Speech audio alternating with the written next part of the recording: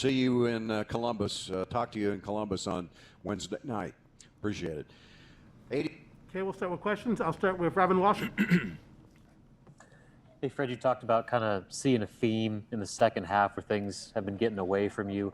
What do you have to do? I mean, obviously, besides just like changing the outcome, to prevent this from becoming a here we go again type mentality with the guys, to where things start going against them early in the second half, and then it just impacts their effort all the way around? Yeah, it's going to take us getting one of these wins, in one of these games to give us some confidence to know that we can do it. And, when the defense shifts in front of the other bench in the second half, I thought we got quiet. I didn't think our communication was as good or where it needed to be. And then we got it. Once we got a little swagger going, I thought Trey defensively completely shifted the game and turned the game around with his activity and his hands, and that turned into transition and got us in attack mode. And then all of a sudden we started talking again.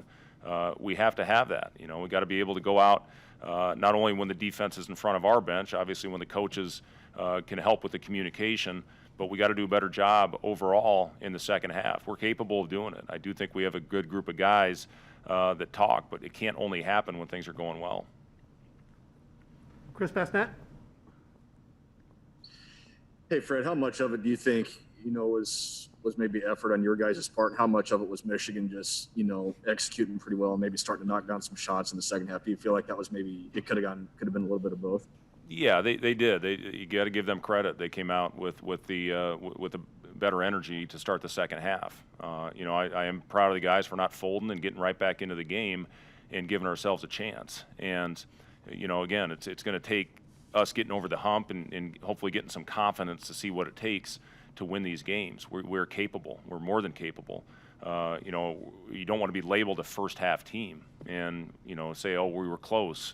You can't be a here we go again in the under 7-minute media timeout to where, you have a close ball game that's all of a sudden opened up. We just got to continue to, stress the importance of every single possession. You never know which one is going to be the one that determines the outcome. A lot of these games are going to be close. So, we just got to continue to stress the right things and get better in practice and hopefully carry that over into the games. Sam McEwen. Hey, Fred, I was hoping you'd expand a little bit on the offensive comments. There was a stretch in the first half too where you guys were up, 3-4 points, and there was Teddy had went out, and there was 3 or 4 possessions in a row where it just kind of seemed like Delano was kind of freelancing because he didn't have a lot of options. And then there was the moment you mentioned in the second half where it felt like there were a couple possessions there where you didn't get what you wanted. What are you looking for in terms of improving that, and what do you wish you had done in those circumstances? Yeah, first of all, with Teddy, he was exhausted. He needed a blow. That's why we had to get him out at that time to get him, to get him a break. He'd gone hard, obviously. He had it rolling. Even when he was tired, he still hit a 3 after he'd asked to come out. But that's where we got to get the movement going is, when you had a guy like that had it going as well as he did, he goes out of the game, then we got to move. Down the stretch, again, I put that on me. I got to get us better looks. I got to get us more opportunities, better execution. We had a couple plays that we didn't execute the right way that we have to get better at. So, I put that on me in those last 4 minutes of the game where we didn't get very good shots. And, unfortunately, we missed a couple at the rim, and we missed a couple shots as well that hopefully we'll make when we take the floor against Ohio State.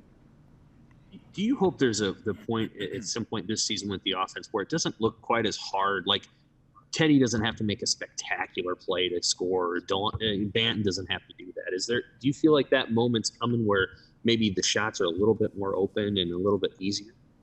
Yeah, I do, Sam. We got to continue to emphasize it. Obviously, Teddy had it going. We rode him in that first half. But second half, when things got tough, we need to have better movement at that time. That was a big thing that we stressed going into this one that we worked on the last 2 days in practice.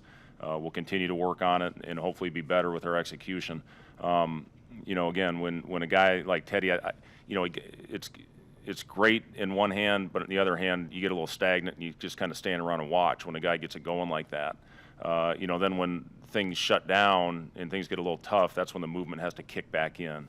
But we'll again be an emphasis going into Ohio State. Got practice tomorrow, then an off day, and then 2 more days, and we got to be better. I did not think offense would be an issue with our group. I really didn't. With the practices, some of the things that happened early, but we got to fix some things. There's no question. Joe Nugent? Hey, Fred, the unique situation of playing on Christmas Day, was there anything actually unique about it, from inside the team, or did it feel like a normal game day to you? Yeah, it felt like a normal game. There's been nothing normal about this year. These guys, it's most of their first time away from their family on Christmas. Even staff, I had a couple staff members saying they'd never played a game on Christmas. Being in the NBA, I coached twice on Christmas Day. I think I played twice on Christmas Day, so you get a little bit of a taste of it. But it's different. It's unique. I am glad that the Big Ten decided to play. I think with our guys not going home, it would have been very difficult to be sitting in their apartments with no family to celebrate, Christmas with. So I do think it was a good decision to come out here and play the game. Obviously, we would have loved to have a different outcome, but our guys were excited about this one. They were excited when they saw it on the schedule that we had the opportunity. This was before the NBA put their schedule out. We thought they were going to push their season into the new year, but it's something where I thought it was a good experience for our guys to get the opportunity to do it, and we'll bounce back tomorrow. Just our big thing right now, and I know this is every coach across the country, you're just trying to keep your team occupied as possible, so they're just not sitting around, not being able to go out, not being able to see friends or family really outside of our bubble, and it's not easy, but we just have to do the best job we can to keep our guys' spirits up, try to keep their confidence going, and do everything we can. The great thing about our team is they love to play. They love being in the gym, so they're doing plenty of things in the basketball to keep them occupied. Okay, that will finish our report with Coach Hoiberg. We'll have Trey McGowan's here shortly.